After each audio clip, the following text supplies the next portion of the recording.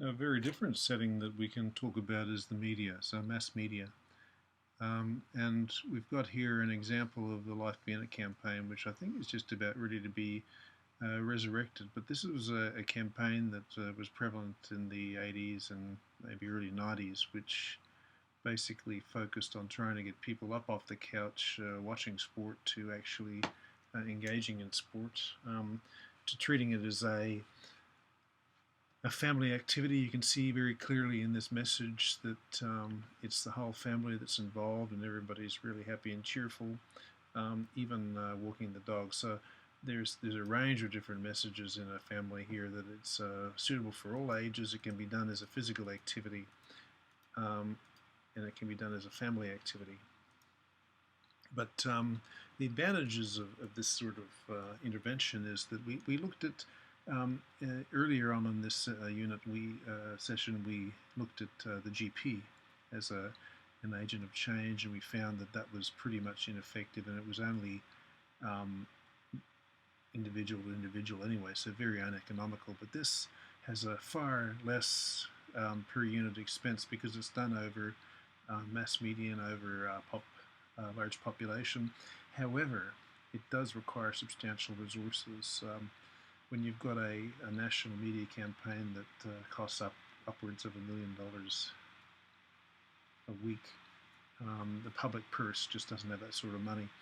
But what it does is it increases awareness that physical activity is an issue rather than actually increasing physical activity per se, and therefore it needs to be combined with other activities. It's not just a matter of telling people they need to be more physically active. It's also about providing the means by which people will be more active. And you can see here that this is quite a useful diagram, because whilst we're talking about physical activity specifically in this lecture, it actually translates quite nicely into a range of other issues that we might attend to with health promotion. So, for example, when we've got a mass media campaign, there's this rule of halves. So, essentially, um, 50% of people may actually be able to recall the message, that there was a message about physical activity. They couldn't remember what it was, but then half of those again will be able to recall the specific message, and then half of those will be able to understand what the message was about. Half of those again will accept the message and endeavor to change their attitude. Then half again will go and actually change their intention. Half will actually change their behavior, and then half again will actually persist with that change. So you can see here that the actual impact on actual behavior is a very small proportion of the population. Now, interestingly enough, most of the evaluation of health promotion um, interventions of this nature occur probably up here. Basically, um, the success of a health promotion campaign is often measured by exposure and reach.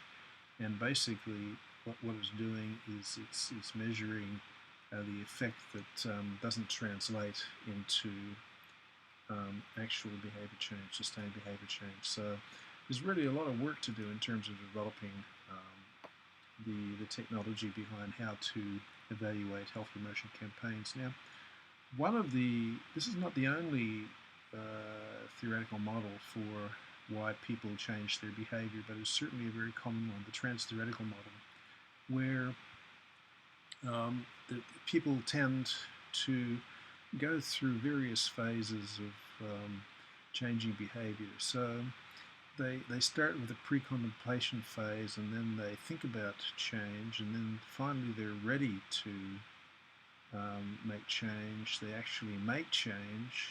Then there's the maintenance period, and they may either be successful and basically move on to other things, or they may more commonly relapse. Now, there's an interesting statistic that if we look at people who overweight, now overweight means BMI greater than 25. Now, of those people who are overweight who intentionally lose weight these days, upwards of around 80% relapse. So if they lose weight, intentionally lose weight, 80% of them within 6 to 12 months will relapse.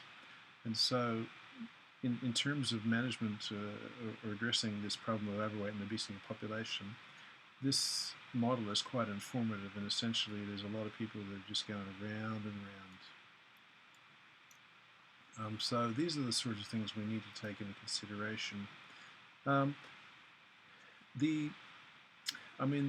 are processes that we can instigate which actually act like this this revolving door, where people go in one side and then are ready to change, and are changed people coming out the other door. But that's a little bit romanticized. People are more often sort of come in and go around, and they come out the wrong side, or they keep on going around and around to persist with the analogy.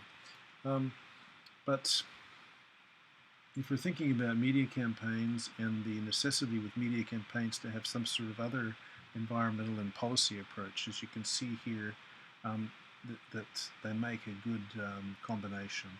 Policy and environmental changes with media campaigns. The reach is towards many groups within the population, but they require an intersectoral collaboration and cooperation because they are quite large. And for example, we'll see a little bit later on, I think the environmental area, for example, urban planning, requires quite a lot of collaboration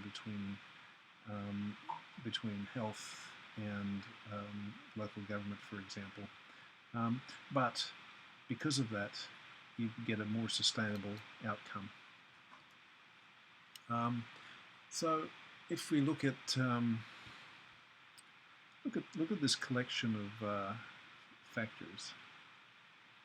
You've got crime, graffiti, street lighting, postbox, local shops, urban designers, and parks. Now, what do they all have in common? They're all part of urban environments. So they're all places in which we, or things that happen within places that we frequent. They're all controlled by local government, and therefore they're all able to be changed to a particular orientation. If we look at the example of just thinking about all these different factors in relation to physical activity, if we think about how people get around in various cities and societies, you can see here, just working your way through this table, that if we think about the bicycle being a mode of transport in the Netherlands, if you've ever been to the Netherlands, you'll see what I mean is quite a dramatic phenomenon, the number of bikes that are riding around the place, just as a normal part of everyday life. But as we move down this list, there's less and less prevalence of bikes being used.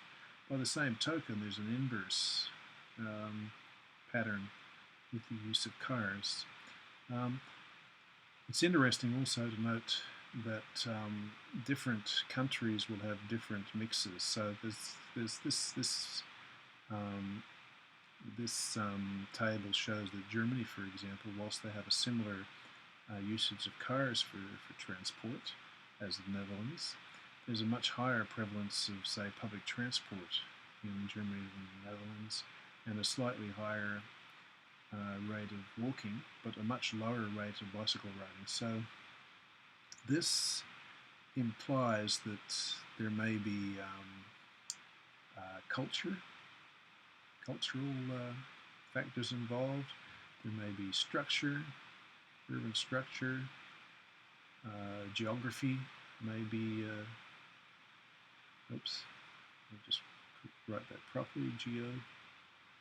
So there's a range of factors which might be at play here. The affluence of particular countries, although these are all developed countries, so they're all relatively similarly well financed. Um, but another, I mentioned geography here. Now this is actually quite an interesting phenomenon, because geography involves more than just hills and valleys. It actually, if we look at, you can see here, here's a photograph of a bike parking lot in a town in Holland. It's actually, as I say, quite phenomenal, the number of bikes. It's like a waterfall, a sea, a river of bikes when you go walking around these cities.